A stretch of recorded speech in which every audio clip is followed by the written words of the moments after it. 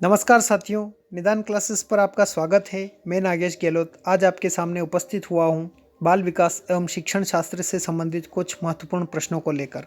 तो आज का पहला प्रश्न देखते हैं हम कि बेहतर नागरिक बनाने के लिए किसका जॉन डीवी के अनुसार बेहतर बच्चों को बेहतर नागरिक बनाने के लिए विद्यालय में किसका अनुभव कराया जाना चाहिए।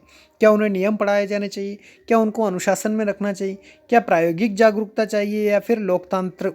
तो ठीक है, डेमोक्रेसी लास्ट में क्या है, डेमोक्रेसी लोकतंत्र की बात की गई। तो जॉन डीवी के अनुसार एक व्यक्ति को अच्छा नागरिक बनाने के लिए उनको जो है लोकतांत्रिक पाठ पढ़ाया जाना चाहिए। जो डेमोक्रेसी से संबंधित हो उनको लोकतांत्रिक भावना का विकास करने चाहिए उनके अंदर, जिससे कि वो एक श्रेष्ठ और अच्छे नागरिक बन सके। तो यहाँ पर नियम अनुशासन और प्रायोगिक जागरूकता तो है ही सही, परंतु अच्छे नागरिक बनाने के लिए, किसी बच्चे को अच्छा नागरिक बनाने के लिए सबसे महत्वपूर्ण क्या होता है, लोकतंत्र। उसके बाद दूसरा प्रश्न है विकास की अवस्थाओं का सही क्रम क्या हो सकता है। तो विकास की अवस्थाओं का सही क्रम ज्ञात करना है हमें। तो देखिए, सबसे पहले आती है शैशवावस्था, उसके बाद बाल्यावस्था, फिर किशोरावस्था और फिर व्यक्ति प्रौढ़ होता है। तो यहाँ पर पहले ही ऑप्शन में आपको मिलेगा शैशवावस्था, बाल्यावस्था, किशोरावस्था और प्रौढ़ता।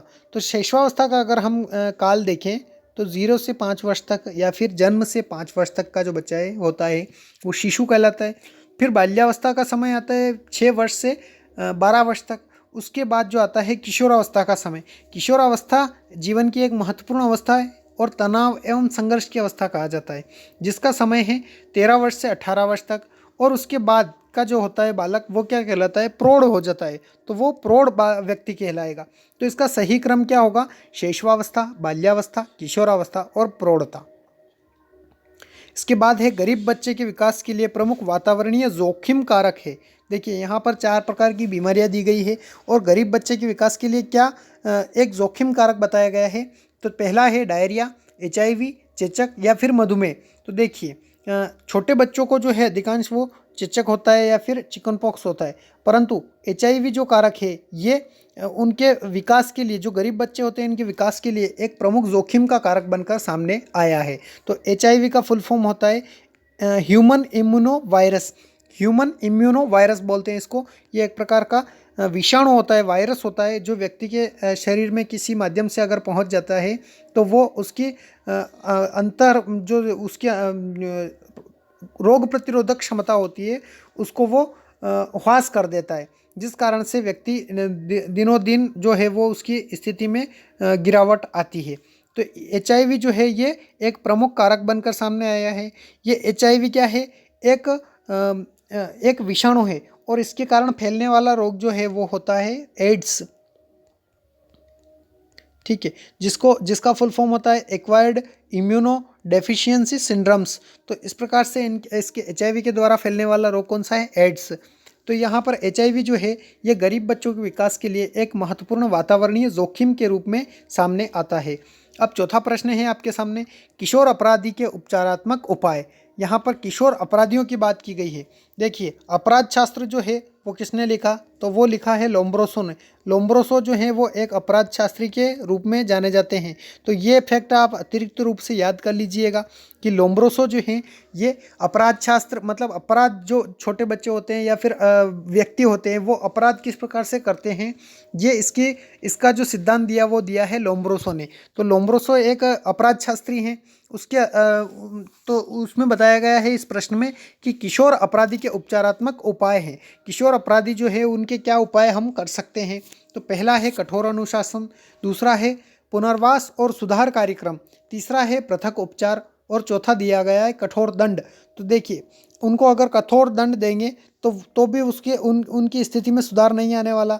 उनको जो है कठोर अनुशासन में बनाए रखेंगे फिर भी उनकी स्थिति में सुधार नहीं आने वाला। तो किशोर अपराधी जो होते हैं उनके पुनर्वास की व्यवस्था करनी चाहिए और उनके लिए करेक्शन प्रोग्राम्स चलाए जाने चाहिए और उनके लिए पुनर्वास के कार्यक्रम लागू करने चाहिए, जिससे उनकी अवस्था में सुधार आ सकता है। तो इसका सही उत्तर हो जाएगा पुनर्वास और सुधार कार्यक्रम। पांचवा प्रश्न आपके सामने है, कौन सा सिद्धांत निजी भाषण और आत्मनियमन को प्रोत्साहित करता है। ठीक है, यहाँ पर 4 ऑप्शन है आपके सामने। जेरोम ब्रूनर, तो ब्रूनर जो है ये संरचनावादी सिद्धांत दिया है इन्होंने। जिन पियाजे जो हैं, जिन पियाजे का आपको सबको पता ही है कि संज्ञानात्मक सिद्धांत दिया है। अब लेव वाइगोत्स्की जो हैं ये बताते हैं आत्मनियमन और प्रोत्साहित करता है, मतलब निजी भाषण को आत्मनियमन को कौन प्रोत्साहित करता है, तो लेव वाइगोत्स्की के सिद्धांत में ये बताया गया है कि भाषण और आत्मनियमन जो है वो लेव वाइगोत्स्की के अनुसार प्रोत्साहित करता है। तो ये लेव वाइगोत्स्की इसका सही आंसर हो जाएगा। निम्नलिखित में से कौन सा भावनात्मक बुद्धिमत्ता का एक पहलू नहीं है?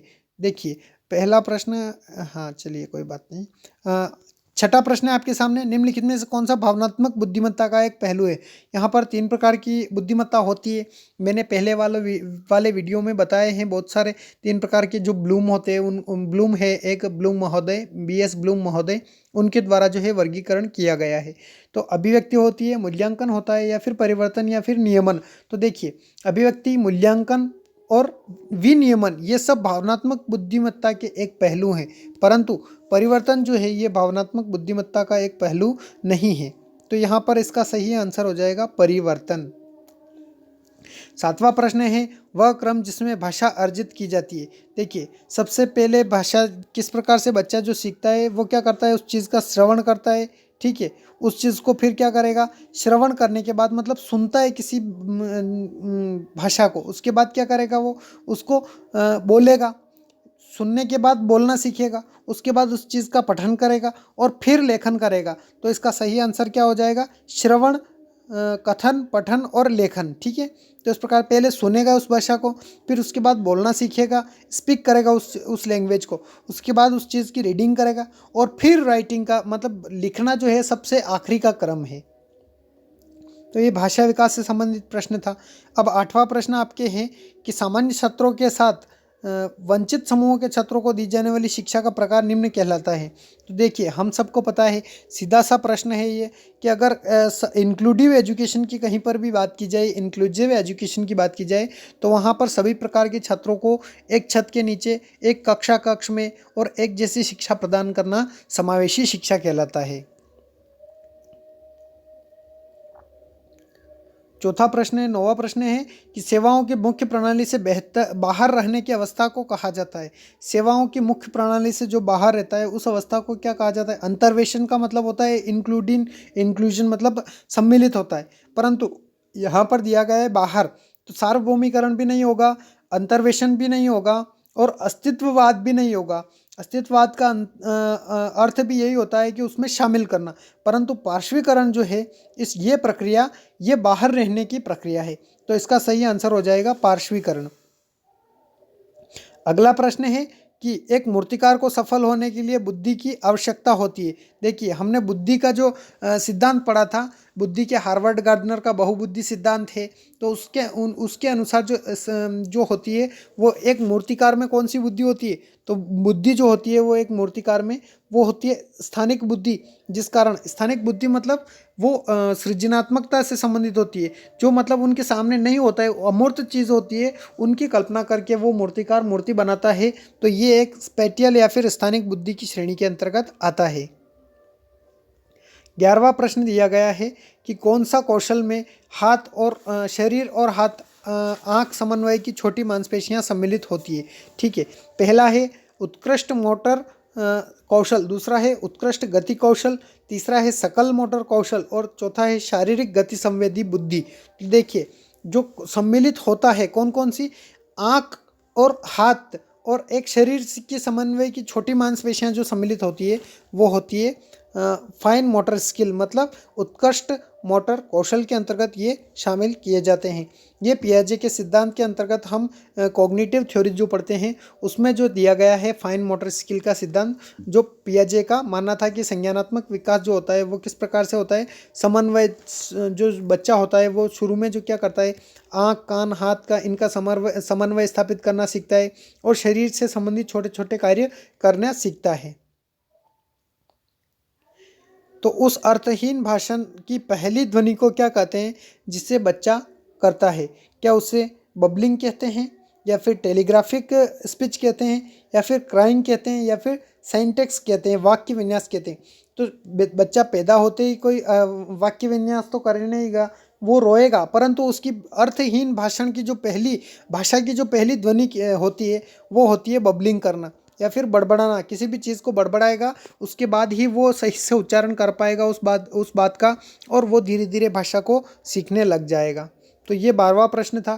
13वां प्रश्न आपके सामने है कि किस सिद्धांत का उपयोग किया जा रहा होता है जब पर्यावरण के किसी नकारात्मक उद्दीपन को हटाया जाता है यह सुनिश्चित करने के लिए कि कोई व्यवहार बना रहे। तो इसके लिए सकारात्मक दंड दिया जाता है, सकारात्मक पुनर्बलन दिया जाता है, नकारात्मक दंड दिया जाता है, या फिर नकारात्मक पुनर्बलन दिया जाता है। तो देखिए, नकारात्मक उद्दीपन को हटाने के लिए हमें नकारात्मक पुनर्बलन देना पड़ेगा। ठीक है, यहाँ पर नकारात्मक उद्दीपन दिया गया है, तो यहाँ पर इसका उत्तर हो जाएगा नकारात्मक पुनर्बलन। अगला प्रश्न है 14वां, शास्त्रीय अनुबंधन या फिर क्लासिकल कंडीशनिंग पर इवान पेट्रोविच पावलोव के प्रसिद्ध प्रयोग में तटस्थ प्रेरणा या फिर न्यूट्रल स्टिमुलस क्या थी। तो देखिए, तटस्थ जो प्रेरणा थी, जो उस व्यक्ति को प्रेरणा प्रदान कर रही थी, उस कुत्ते को प्रेरणा प्रदान कर रही थी, वो थी घंटी। क्योंकि घंटी की आवाज़ के कारण ही उसके मुंह में जो लार उत्पन्न हो रही थी, तो ये घंटी उस कुत्ते के लिए एक प्रकार से प्रेरणा का कार्य कर रही थी। जो भोजन जो था उस कुत्ते का, वो उसका चालक था, परंतु उसकी तटस्थ प्रेरणा जो थी वो क्या थी, घंटी। ठीक है, और लार स्त्रावण तो वो उन अस्वाभाविक क्रिया के कारण कर रहा था। तो ये यहाँ पर पावलोव के सिद्धांत की चर्चा की गई है।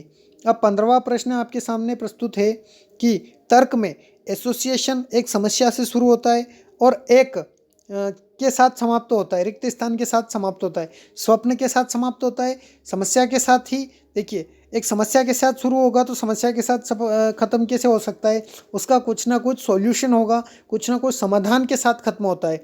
तो तर्क करता है व्यक्ति, उसमें एक समस्या के साथ शुरू होता है, परंतु किसी समाधान पर पहुंचकर ही उस तर्क की समाप्ति होती है। तो तर्क में व्यक्ति जो होता है, या फिर हम बोल सकते हैं जो तर्क करता है व्यक्ति, वो किसी समस्या के समाधान तक तर्क करता है। तो इस प्रकार से इसका आंसर हो जाएगा समाधान, क्योंकि कोई समस्या होगी तभी व्यक्ति तर्क करेगा, और तर्क करेगा तो उस तर्क के माध्यम से उस समस्या के समाधान तक पहुंचने की कोशिश करेगा। तो ये थे आज के 15 प्रश्न जो हमने डिस्कस किए।